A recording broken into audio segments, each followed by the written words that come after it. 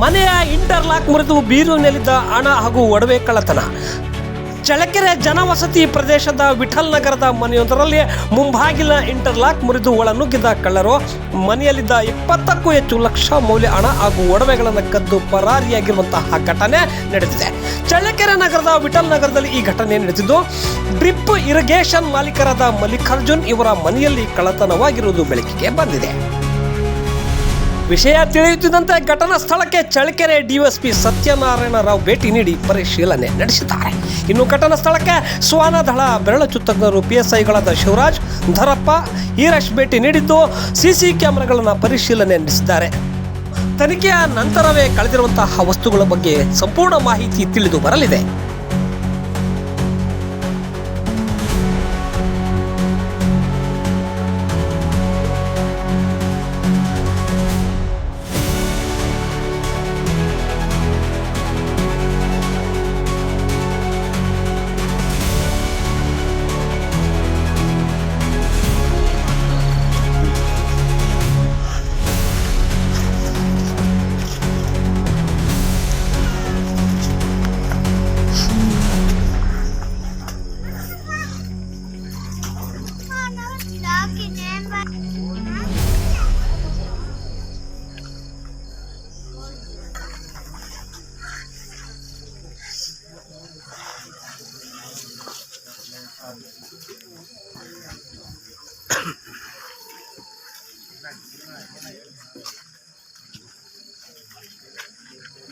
ಎಲ್ಲಿಗೆ ಹೋಗಿದ್ರಿ ಸರ್? ನಾವು ಬೆಳಿಗ್ಗೆ 7-8 ಗಂಟೆಗೆ ಹೋಗ್ತೀವಿ.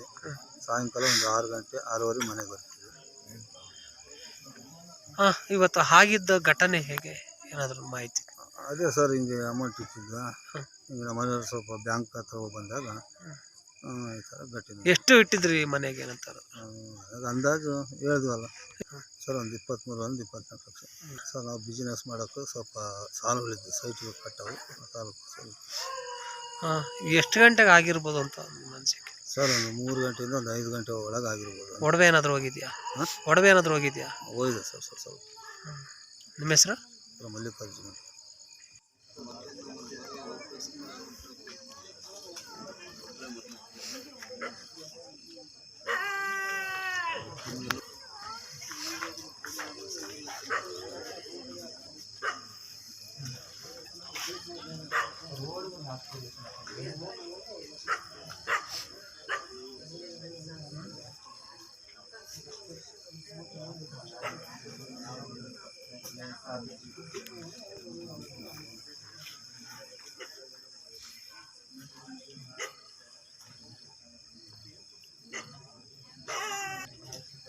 ಎರಡೇನೋ ಬರ್ತಿದ್ದೆ.